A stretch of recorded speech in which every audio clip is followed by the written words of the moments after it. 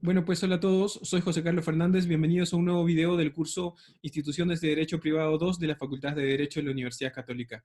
Este es en realidad el último video de las cuestiones teóricas en el curso y lo que vamos a hacer es tomar el pleno casatorio número 8 como un punto de referencia para discutir justamente los temas que hemos estado viendo en las últimas 2 semanas respecto de los remedios y patologías del negocio jurídico y en particular este largo debate que hay sobre esto, que hasta ahora incluso la Corte Suprema no lo ha resuelto, no al menos a la fecha de elaboración de este video, sobre si en el caso de la venta de los bienes de una sociedad conyugal estamos ante un caso de nulidad o ante un caso de ineficacia o ante algún otro caso distinto de esos dos. Y ya hemos estado viendo un poco de ese debate a raíz del caso del control en la semana pasada, ¿ya? Y como les adelanté en esa discusión que tuvimos en la videollamada, este es un tema que se está discutiendo en el Pleno Casatorio número 8, ¿ya? Y el Pleno Casatorio justamente responde a un hecho que es importante, que es que existen, primero que todo, un montón de casos en los que este tipo de situaciones se da, lo cual en sí mismo tiene un contenido interesante, no solamente desde lo jurídico, sino también desde lo sociológico. Hay además por ahí alguna estadística que dice que en realidad son más que todo los esposos los que disponen de los bienes de la sociedad conyugal, más que las esposas, entonces hay todo un tema ahí que seguramente analizar. Ya, pero de nuevo, volviendo a la cuestión más jurídica, en el Poder Judicial no solamente hay un montón de procesos en los cuales esto se discute, sino además hay pronunciamientos contradictorios, ¿no? Y eso hay pronunciamientos contradictorios a todo nivel, a nivel de la Corte Suprema, pero a nivel de las Cortes Superiores también, ¿ya? Entonces, porque hay algunos que califican esta situación de estar vendiendo el bien conyugal sin la intervención de la esposa o del esposo como una situación de nulidad, y otros que la califican como una situación de ineficacia, ¿no? Y ante esa situación de contradicción que ocasiona tantos problemas para los operadores jurídicos y para los justiciables, ¿no? Corresponde, y creo que correspondía justamente el hecho de hacer un pleno casatorio. El problema es que no se ha resuelto hasta el momento, pero sí se dio la audiencia en su momento para tener la opinión de los llamados amicus curiae, que son los profesores expertos que van y de acuerdo a su práctica y de acuerdo a lo que ellos han estudiado, digamos, como especialistas en el tema, le dan su opinión sobre el tema a la Corte Suprema, ¿no? Ese video es el que les he dejado para esta semana, ¿ya? Sin embargo, y si bien nos vamos a centrar en los conceptos y en las discusiones más de los aspectos jurídicos, lo que siempre me parece importante tomar en cuenta, especialmente en un episodio tan interesante como el de los plenos casatorios, es todo lo que se encuentra detrás, todo lo que se encuentra en relación a cómo se toman las decisiones respecto de temas tan debatibles, ¿no? En lo jurídico, ¿no? Esa parte más material, esa parte más del contexto, esa parte más del episodio mismo del pleno casatorio es lo que les voy a mostrar ahora en un video, ¿no? Más allá de que el video que ustedes han tenido, que es otro desde otro ángulo, no muestra un poco el desenvolvimiento de los argumentos que se dieron en ese pleno casatorio, y es parte de lo que yo les voy a dar algunas precisiones en este video y que vamos a discutir con ustedes en la videollamada, pero este en particular va a tener un poco de una visión de cómo se da el episodio de la discusión del pleno casatorio, ¿no? Entonces vamos con ese video.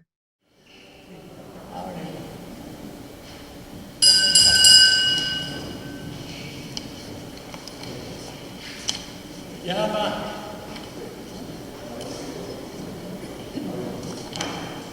Octavo pleno casatorio 2015, causa número 1 de la casación 3006-2015. Señores, yo creía que no se presentaron abogados. Vuelve a llamar. Octavo pleno casatorio 2015, causa número 1, 3006-2015.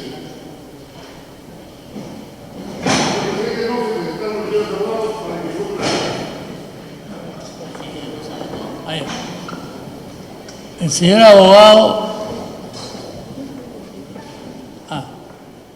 previamente da cuenta el relator de la sala del expediente en materia de este plenario. De cuenta, relator. Gracias, señor presidente. Con su venia, octavo pleno casatorio civil, casación 3006 del 2015, procedente de la ciudad de Junín, en los seguidos por parte demandante Karina Judith Choque Jacay, parte demandada Marta Matos Araujo y otros, sobre nulidad de acto jurídico. La Sala Casatoria declaró procedente el recurso por la infracción normativa del artículo 315 del Código Civil.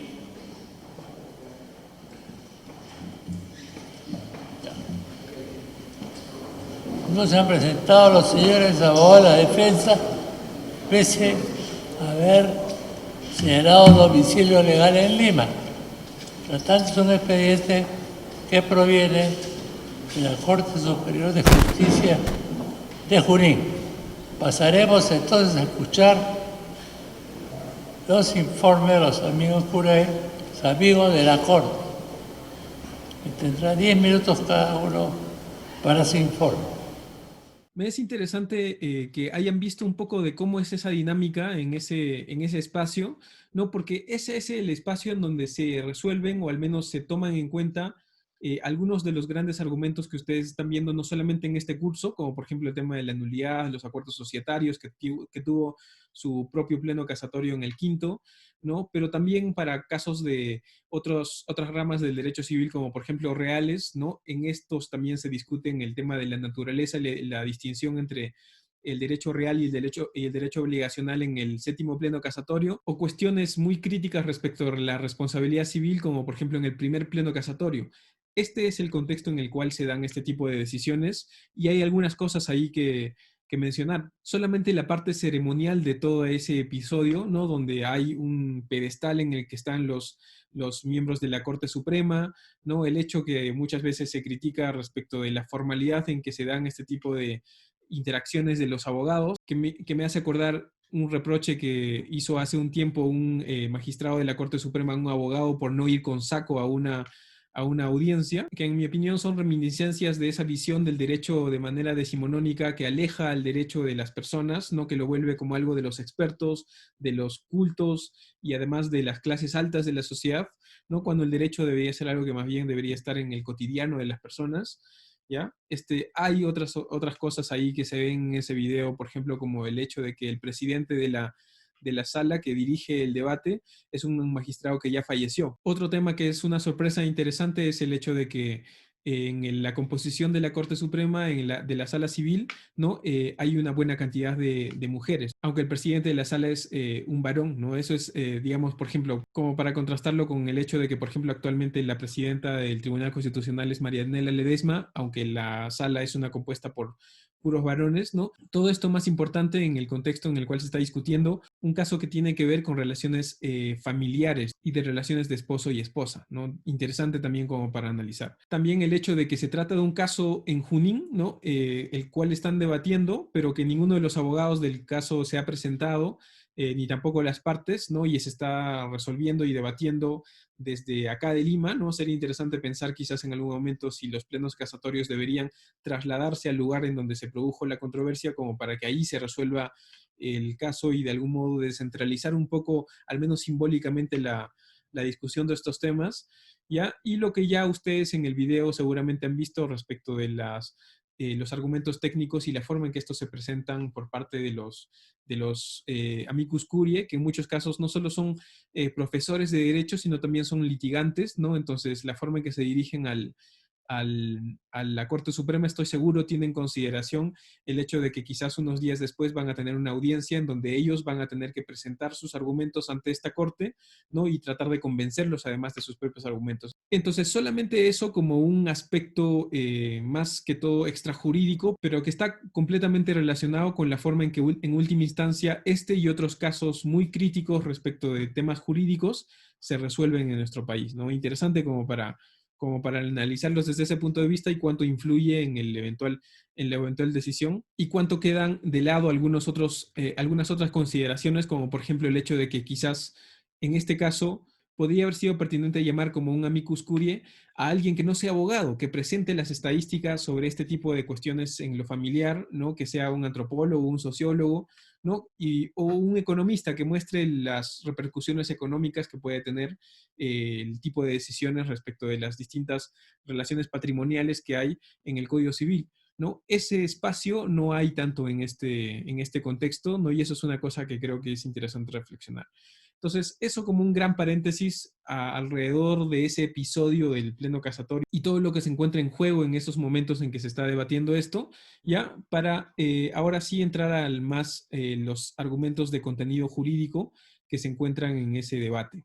Ya, en particular, acá estoy haciendo un recuento más o menos general de los distintos argumentos que se encuentran en este debate, ¿no? Y yo los voy a presentar, voy a más o menos guiarlos en base a este esquema, ¿no? Y luego lo voy a dejar para que completemos este debate en la videollamada que vamos a tener esta semana. Vamos entonces haciendo una suerte de ping-pong entre estos argumentos. Se dice que cuando un esposo dispone de los bienes sin la participación de su esposa o viceversa, ahí estamos ante una situación de nulidad, porque el Código Civil explícitamente en el artículo 315 requiere de la intervención del cónyuge, ¿no? Entonces, al no haber esa intervención del cónyuge, está faltando esa manifestación de voluntad de ese cónyuge y eso es un elemento crítico, sustancial del negocio jurídico y por tanto no tener esa intervención da como consecuencia la nulidad de ese negocio jurídico, ¿no?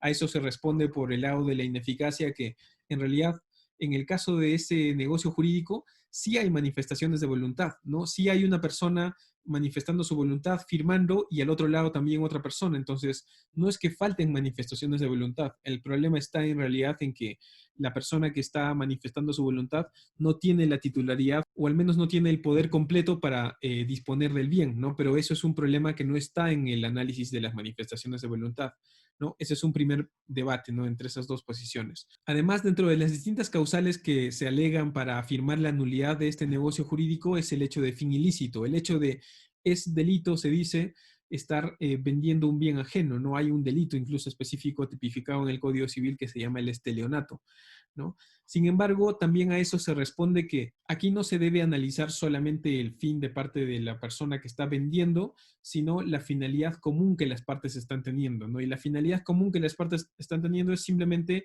el hecho de transferir un bien a cambio de dinero. Y eso, en principio, ¿no? Más allá de que en este caso no llegue a poder tener efectos, que es lo que considera esta posición de la derecha, ¿no? Esa finalidad de hacer un intercambio de bien por precio es una finalidad típica de la compraventa y no puede considerarse ilícita, ¿no? Más aún cuando en una gran parte de los casos el que compra ni siquiera sabe de la ajenidad del bien, ¿no? Entonces, ¿cómo considerar que hay una finalidad o una causa común que podamos considerar ilícita, ¿no? Entonces, eso es lo que viene por parte del otro lado. Como ven hasta ahí, más o menos que los argumentos parecen ser más fuertes al lado de la ineficacia, pero nada que pueda, digamos, descartar de manera absoluta los otros argumentos por el lado de la nulidad. Justamente ahí está el debate, ¿no? Y ahí veremos cuáles son las opiniones también de ustedes. Una forma de entender este tipo de negocios jurídicos que plantearía el supuesto de nulidad es la referencia a las buenas costumbres, ¿no? Que es lo que se recoge en el artículo 5 del título preliminar del Código Civil, ¿no? Que va un poco por la idea de afirmar que el hecho de estar vendiendo bienes ajenos, como algunos de ustedes lo mencionaron en sus controles y también en la discusión que tuvimos la semana pasada, va contra algunas reglas morales de las más básicas que nosotros tenemos incluso desde nuestra educación como niños, que es el hecho de no tocar, no coger, no tomar los bienes que son de otra persona. Y en efecto, eso puede estar en juego en el hecho de estar ante una venta de un bien que es de la sociedad conyugal y no es un bien propio de uno de los esposos, ¿ya? Sin embargo, eso también tiene una respuesta fuerte y creo que bien certera de parte del lado de la ineficacia, que es el hecho de decir cuando se celebra un contrato de compraventa, incluso de acuerdo al propio texto del Código Civil en la definición de la compraventa, lo que uno hace es, por parte del vendedor, obligarse a transferir y por parte del comprador, obligarse a pagar algo, ¿ya? Eso vulnera el hecho de que alguien sea propietario del bien del cual están hablando. En principio uno diría que no. Yo me obligo a transferir un bien que es de alguien más o un bien que es de la sociedad conyugal. ¿Ya? No es de mí como esposo individual, sino de un sujeto de derecho distinto que es la sociedad conyugal. Ella es la titular del bien. ¿Ya? Es cierto, yo no soy el titular, pero debería impedírseme la obligación que yo estoy asumiendo de transferir algo, ¿no? No estoy diciendo que con eso voy a transferir directamente, estoy simplemente obligándome a conseguir que esa persona que es la compradora se vuelve propietaria. Entonces, bajo esa lógica, parece no haber una vulneración a las buenas costumbres en el hecho de que yo me obligue a transferir algo, ¿no? Lo cual ya hará que yo, por mi parte, haga las gestiones necesarias en la sociedad conyugal o con el propietario verdadero para conseguir que o me transfieran a mí o firmen los documentos para transferir de frente al comprador. Entonces, bajo esa lógica de que en realidad lo único que está creando un contrato de compraventa es la obligación de conseguir la transferencia y no está haciendo que se transfiera directamente el bien, ¿no? Esa es la lógica de los contratos obligacionales que tenemos en nuestro sistema. Entonces, tenemos un argumento como para decir ahí, esto es simplemente un negocio jurídico ineficaz, pero no algo que esté vulnerando de manera directa las buenas costumbres. Y menos aún si tomamos en cuenta que por parte del comprador, lo único a lo cual se ha obligado el comprador es a pagar un precio y nada más, ¿ya? Entonces ahí viene un poco la discusión sobre ese punto. En relación al orden público, las normas que interesan al orden público, y ahí estamos de nuevo en el artículo 5 del título preliminar, estamos hablando ahí de que necesitaríamos encontrar alguna norma prohibitiva, alguna norma que prescriba específicamente que no se puede hacer el negocio jurídico de vender un bien ajeno o de vender el bien de la sociedad conyugal, o que hay una norma prescriptiva que dice tiene que cumplirse con esto para hacer este negocio jurídico. Este es, en opinión de, por ejemplo, el profesor Leiser León, el argumento más fuerte para inclinarse por el supuesto de nulidad, por inclinarse por la consecuencia de nulidad. Porque en este caso se encuentra que en el 315 del Código Civil sí hay una norma que está prescribiendo algo que quizás no aplicaría para el resto de situaciones donde falta la legitimación, que es que el 315 dice tiene que intervenir la esposa o el esposo para que se produzca la transferencia del bien conyugal. Eso se contrasta con algunas opiniones que van en contra, que dicen que en realidad acá no hay una norma prohibitiva, simplemente aquí están distinguiendo cuáles son las personas que tendrían que de todas maneras intervenir para que el negocio sea eficaz, ¿no? Pero que una de ellas no intervenga no hace que no exista las voluntades suficientes para generar un negocio jurídico válido, ¿no? Lo único que va a generar es un problema de inoponibilidad frente a la persona que no ha intervenido. Y por lo demás, no hay una norma que, digamos, de manera general prohíba las disposiciones respecto de los bienes ajenos, sino por el contrario, ¿no? Y eso se relaciona justamente con el siguiente punto de el objeto jurídicamente imposible. Por el contrario, en el sistema contractual civil, en el artículo 1409, se establece que si es un objeto posible, el hecho de contratar respecto de bienes ajenos, ¿no? Entonces, si hay tal, más bien permisión en el esquema civil, se dice que tanto el orden público como el objeto imposible no serían argumentos suficientes como para considerar nulo ese negocio jurídico, ¿no? Es posible, de acuerdo a nuestro ordenamiento, contratar sobre bienes ajenos, de acuerdo a ese artículo 1409 del Código Civil, ¿no? Ahí está justamente el debate sobre ese punto.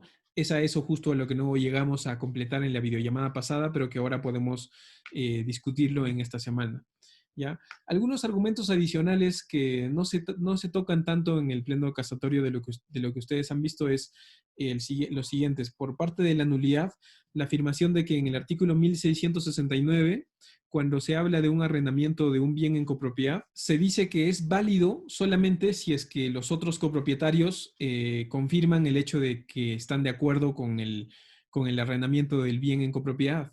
¿Ya? Eso da a entender entonces que si solo es válido en esa situación, entonces antes de eso, la actuación de uno de los copropietarios, ¿no? En buena cuenta la actuación de alguien que no tiene la titularidad de todo el bien, que es un poco lo que está pasando en el caso del pleno casatorio, eso sería entonces inválido, ¿no? Si solamente es válido cuando intervienen todos. Eso es un poco lo que da a entender el 1669 y también el artículo 978, donde también se dice que los actos que hace uno solo de los copropietarios, ¿no? Solamente se entienden válidos en el momento en que se le adjudique esa parte del bien de la cual está disponiendo o contratando, lo cual da a entender que está la validez en juego, ¿no? Cuando no están interviniendo todos, ¿no? No solamente un supuesto de ineficacia, sino también la validez se encuentra comprometida por el hecho de que no intervengan todos los copropietarios. Bajo esa lógica podríamos también extrapolarla al caso de la sociedad conyugal, donde está actuando alguien que no es la sociedad conyugal, no es la misma sociedad conyugal la que está interviniendo cuando solo interviene el esposo. Entonces, mientras no haya la intervención de los dos esposos, podría la misma lógica seguirse, que no hay un negocio válido, ¿no? Esos serían argumentos que ayudarían a la posición de nulidad. Sin embargo, por parte de la ineficacia también hay algunos artículos que ayudan hacia ese punto de vista. Por ejemplo, el artículo 898, que habla de la suma de plazos posesorios. En ese caso, se habla de que un poseedor que no es el propietario puede adicionar a su plazo el plazo del poseedor anterior si es que éste le transmitió válidamente el bien, ¿no?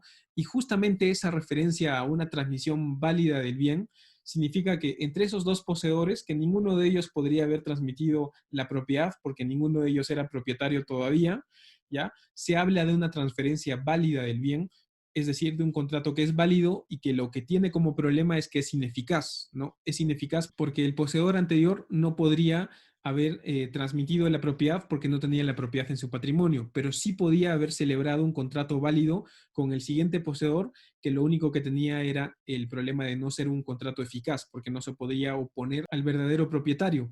Ese artículo 898 habla de un contrato válido, ¿no? Lo cual da a entender y se contradice un poco con los otros artículos que he mencionado, en el sentido de que en ese caso, cuando estamos ante la venta de un bien ajeno, no estamos ante un contrato inválido, sino ante un contrato válido, pero ineficaz, ¿no? Un argumento hacia ese lado. Y el otro argumento que se encuentra en la línea de eso es la referencia a la legitimación, que debe cumplir el negocio jurídico para tener efectos, que es básicamente el hecho de que uno no solo celebra un negocio jurídico cumpliendo todos los requisitos de validez, sino además que para que éste transfiera la propiedad o transfiera las titularidades al comprador, es necesario que el que vende tenga los derechos en sí, en su patrimonio, ¿no? Uno no puede vender más allá de lo que uno no tiene, ¿no? Ese problema es un problema de legitimación, se dice. Entonces, el negocio jurídico es en principio válido y el problema de legitimación lo único que acarrea es un supuesto de ineficacia en sentido estricto. Tanto así que se puede hacer la ratificación. La persona que es la verdadera titular podría ver que ese negocio sí le conviene y ratificar ese negocio que está haciendo esta persona, ¿no? Y en efecto, en este caso se dice, podría esta situación abrir la posibilidad de que la esposa o el esposo que no está interviniendo sí ratifique esa transferencia si es que resulta que le parece bien ese negocio jurídico, cosa que no se podría subsanar si es que calificáramos esto como nulidad. Entonces, por ahí viene ese otro argumento a favor de la ineficacia. ¿Ya? Y un último argumento, ¿no? En esta idea mía de solamente darles todos los insumos de los dos lados para nosotros en la discusión, en la videollamada, llegar a una conclusión al menos entre nosotros o a ver qué opiniones hay entre nosotros, ¿ya? Un último argumento en favor de la nulidad es la percepción del ego.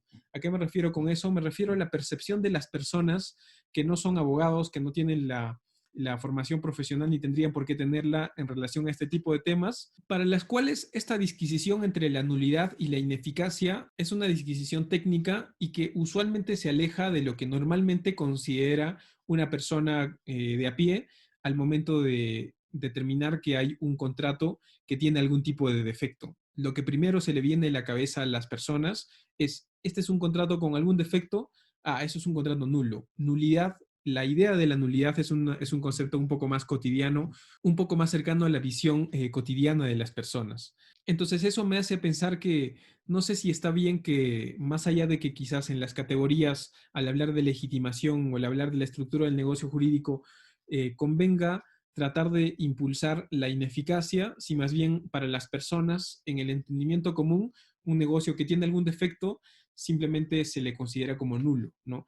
Eso me hace pensar que quizás está bien calificar ese tipo de negocios como nulos, no más aún si en este caso, bajo la percepción cotidiana, estamos ante un problema que tiene tanta relevancia, además social, como por ejemplo la participación y la igualdad en la participación en el matrimonio tanto del varón y de la mujer. Y si más bien quizás para futuro sería bueno simplemente eliminar esta distinción entre nulidad y ineficacia y simplemente calificar las cosas como en otros países se hace de nulidad absoluta y nulidad relativa, ¿no? Utilizar el término que utilizan las personas en el cotidiano, el término de nulidad, y simplemente distinguir entre nulidad absoluta y relativa en función a la posibilidad de, en la nulidad relativa, subsanar esto con la confirmación, ratificación o lo que sea que se quiera establecer. Eso creo que es un tema un poco más para propuesta legislativa, pero que para efectos de este debate me hace pensar que la nulidad responde más a la forma en que las personas ven como consecuencia de este tipo de situaciones. Todo esto sin todavía agregar una serie de argumentos más de tipo sociológico, de tipo contextual, de tipo estadístico, que habría que incluir a toda esta discusión, que es a lo que me refería al momento de revisar en qué contexto se da este tipo de situaciones y que no se traen tanto a la discusión de los abogados y que creo que deberían tomarse en cuenta más comúnmente. ¿Ya? Entonces, eso como una presentación de los distintos argumentos que hay para los dos lados, ahora sí los tenemos completos y ahora es lo que yo voy a ponerlo para el foro, para discutirlo y también para cerrar esa discusión en la última videollamada que vamos a tener esta semana, ya porque en las siguientes semanas vamos a tener un invitado a la clase para discutir ya algunos temas más generales de lo que hemos visto a lo largo del ciclo, ¿no? Y en la última semana lo que vamos a hacer es discutir con todos ustedes y también con algún invitado las infografías que ustedes han preparado. Ya, entonces lo dejamos ahí y ya no nos vemos en un siguiente video, sino nos vemos en las actividades que vienen en las próximas semanas. Ya, adiós.